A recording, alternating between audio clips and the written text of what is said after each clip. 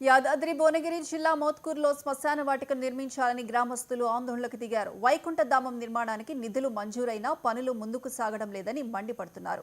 Municipal కేంద్రంలోని కొత్త bus stand సమీపంలో బిక్కేరు చెందిన 2.26 ఎకరాల ప్రభుత్వ స్థలం ఉందని, గతంలో గ్రామ పంచాయతీగా ఉన్న సమయంలో అక్కడ శ్మశాన వాటిక ఉండేదని తెలిపారు. అధికారులు పట్టించుకోకపోవడం వల్ల అది కంప చెట్లతో నిండిపోయిందని ఆవేదన వ్యక్తం చేశారు. డ్రైనేజీ నీరు సైతం శ్మశాన వాటికకు వెళ్తుండటంతో పరిస్థితి మరింత దారుణంగా తయారైందని వాపోయారు. అధికారులు ఇప్పటికైనా స్పందించి మున్సిపాలిటీలో నూతన వైకుంఠధామం ఏర్పాటు చేయాలని కోరుతున్నారు.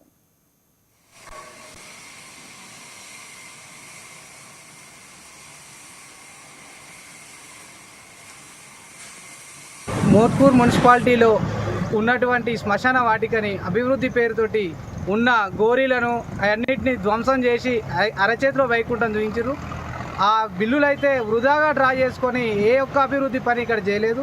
ఇంతకుముందుకు ఉన్నటువంటి వసతులు కూడా, కనీస వసతులు కూడా లేకుండా చేసినటువంటి పరిస్థితి ఇలా మోత్కూర్ శ్మశాన వాటిలో కనిపిస్తుంది.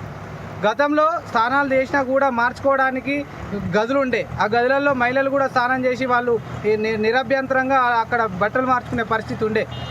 మన హిందూ సాంప్రదాయంలో ఎవరినైనా మనం దానం చేసిన తర్వాత కూడా స్నానాలు చేసుకొని ముఖాలు కడుక్కొని ఏదైనా ఉంటే ఇక్కడ బట్టలు కూడా విండేసుకొని పోయే వెసులుబాటు ఇంతకుముందుకు మోత్కూర్ శ్మశాన వాటికలో ఉండే.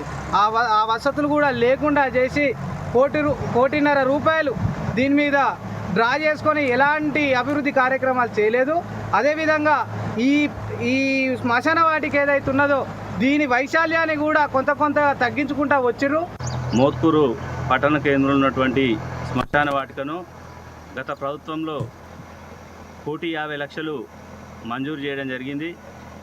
అటు మంజూరు చేసిన పనులను అప్పుడున్న ప్రభుత్వంలో అప్పుడున్న పాలకవర్గం కొన్ని పనులు చేసి మిగిలిపోయిన దాన్ని ఇప్పుడు వచ్చిన ప్రభుత్వము దాన్ని పూర్తిగా చేయకపోగా 1,50,00,000 రూపాయలు వెచ్చించిన ఈ శ్మశాన వాటిక అభివృద్ధి కోసం వెచ్చించిన నిధులను 1,00,00,000కి తగ్గించి ఈరోజు శ్మశాన వాటిక నిరుపయోగంగా మార్చడం జరిగింది.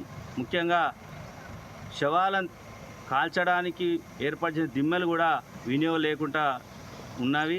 అదేవిధంగా స్నానం చేయడానికి కానీ ఇక్కడికి వచ్చే శవం కోసం చూడడానికి వచ్చిన వాళ్ళకు కనీసం నీటి వసతి కానీ స్నానం చేయడానికి నీటి వసతి కూడా కరువైన పరిస్థితి ఏర్పడ్డది. అదేవిధంగా ఎలాంటి చెట్లు లేకపోగా గ్రీనరీ లేదు. అదేవిధంగా ముందు ప్రహారీ లేక ఇది విచ్చలవిడిగా ఇష్టారాజ్యంగా అయిపోయింది. పేద ప్రజలు ఏ విధంగా ఇబ్బంది పడుతున్నారో మనకు కనబడుతుంది.